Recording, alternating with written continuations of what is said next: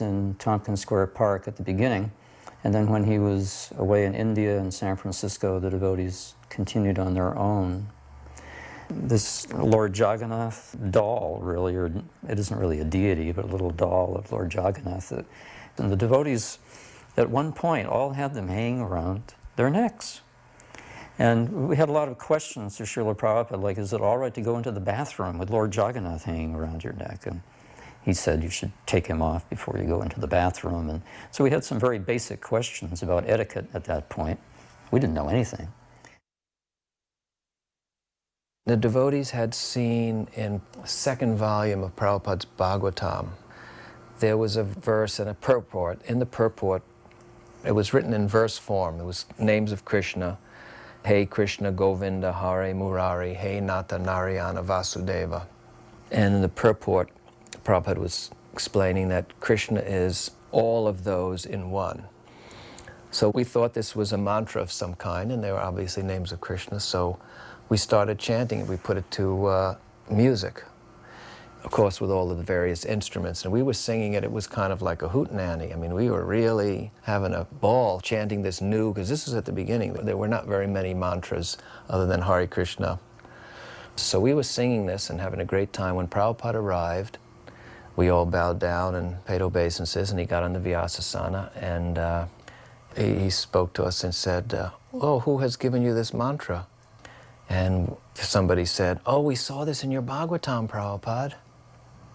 And he said, this should not be chanted. He said, this is not bona fide. And we were just, talk about thunderstruck. We were so bewildered.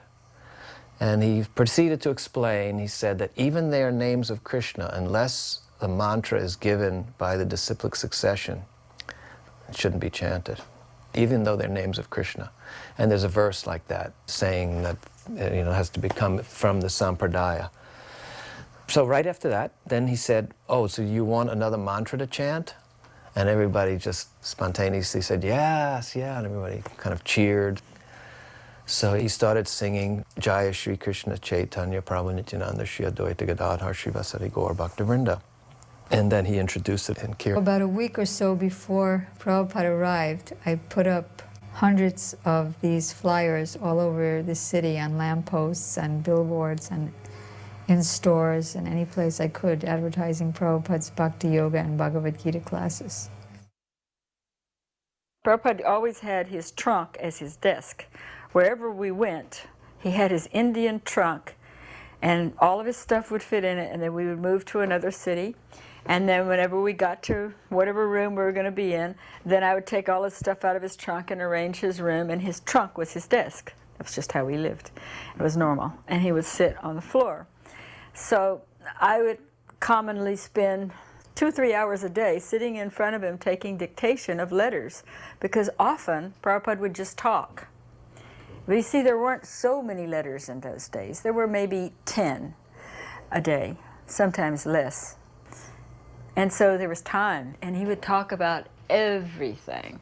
Trains and buses, and which is better, trains or buses, about tigers, about all kinds of things. He would sit and talk. One of the sweetest times was in the evening when Gorsinder would give him massage, because all the work for the day had been done. And I would sit at the doorway and listen. We were like a family. It was just, he used to say, we've become just like a family. He used to tell me, my mother died at an early age. Krishna has sent you to be my mother. And actually, I was only 21 years old, or 20 years old, and he was the age of my grandfather, because he was in his 70s. When I would rent an apartment for him, I would just tell the landlord I'm getting it for my grandfather. Once they called him he was coming, and Jadharani, who was not much of a cook, asked him if he would be eating before he came, or whether they should have something for him to eat when he arrived. And so Prabhupada said, I am just like a cow. I can eat in one pasture and then eat in another pasture also. Nana Shastra Vicharani Kanipanam Sadharma Sanghastapakam That's Damodar offering obeisances with the camera. See, that's devotional filmmaking. During that Boston trip, almost every week, new faces used to show up from New York. All the New York devotees would come up, Brahmananda, Rai Rama, Rupanuga. And the Boston temple had always been a small temple, like 3 people, 2 people, 5 people, 6 people, but never more than about 5 or 6. But during Prabhupada's visit there, it was just packed with mostly New York devotees. I remember the day after the Brahmin initiation, we were all went on a walk. I was also there. And I quipped, Boston Brahmins. Yes, Boston Brahmins. There were 6 of us that got sacred thread in the first initiation, 6 men, and no women.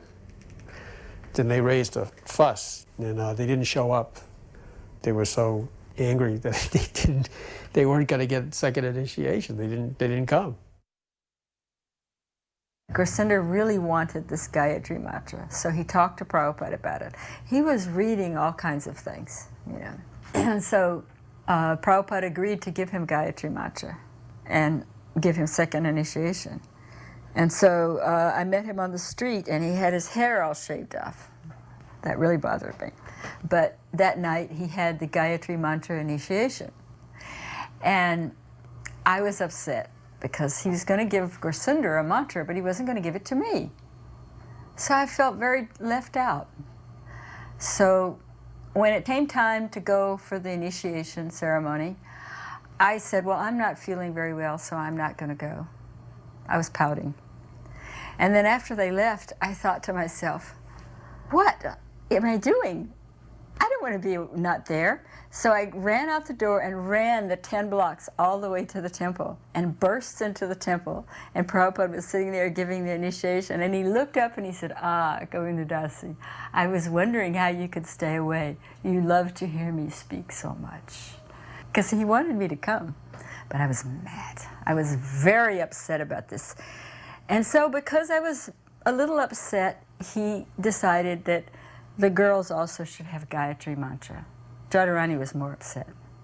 And so he gave us initiation the next evening with the Gayatri mantra, because he knew that in this country, the girls and the boys are educated in the same way. On this particular day, he took us downtown, where he went when he first got off the Jaladuta boat, because the captain was doing some shopping, so he took Prabhupada in. Prabhupada was pointing out different places that he remembered. And the next day, Prabhupada took all the devotees for a tour of where he first landed. I was in the back, and I ran up so that I could walk right next to him. And he turned to me and he said, if the jackals glorify you, what's the benefit? In other words, don't try and get material glorification. And then he said, because the nature of any big city is that things are being broken down and things are being built up. He said, building and breaking, building and breaking. So we have to stop this building and breaking, and we have to break with Maya and build with Krishna. Prabhupada would arrive, I think, by taxi. But in the meantime, the devotees were chanting in the temple there at 95 Glenville Avenue, deep in kirtan. And there would be all this frankincense. The whole room was full of smoke. When Prabhupada would come in, we were literally in ecstasy. You cannot conceive of the impact that Prabhupada had on us. Prabhupada's every move and every gesture, he was just floating in ecstasy. And we could perceive that bliss that Prabhupada was in. And I remember he got up on the Vyasa-san and he said, the secret is to be praying while we're chanting the name of Krishna. Please, Krishna, just place me in the society of your service. All along, everyone knew him as Swamiji. This is up until May of 1968. And so Gursinder decided he wanted to call me Govindaji, and so he asked Prabhupada, and Prabhupada said, no, actually Ji is a third-class form of address. It's better not to call her Govindaji. So I piped up, I was sitting right in front of him, and I said, well, if it's a third-class form of address, why are we calling you Ji? Why are we calling you Swamiji? And he said, it's not very important. I said, oh no, it's very important. If it's a third-class form of address, then we don't want to call you that. We want to call you most first-class form of address. So tell us what would be a good name for us to call you by. And he was very humble, very reluctant. But I pressed him. We've got to change this. And he said, you can call me Gurudev or Guru Maharaj or Prabhupada. So I said, well, that's 3. We need 1. And so I said, well, which one is the best? And he answered, Srila Prabhupada is nice. That is the best. So I said, from today, you will be called Srila Prabhupada. And so I told all the devotees. Some of the devotees didn't like it because it kind of is a tongue twister, Prabhupada. And Swamiji kind of flows more easily. But we gradually started calling him Srila Prabhupada from that time. A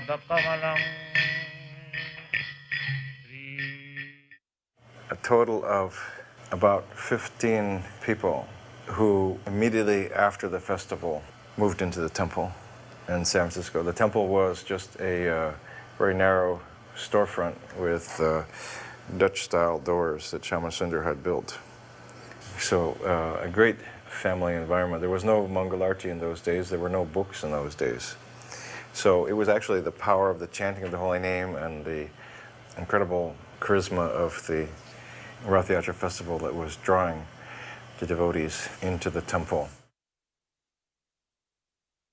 This is actually the second Ratha-yatra festival in San Francisco. The first one, held in 1967, was just on the back of a rented truck, a Hertz truck.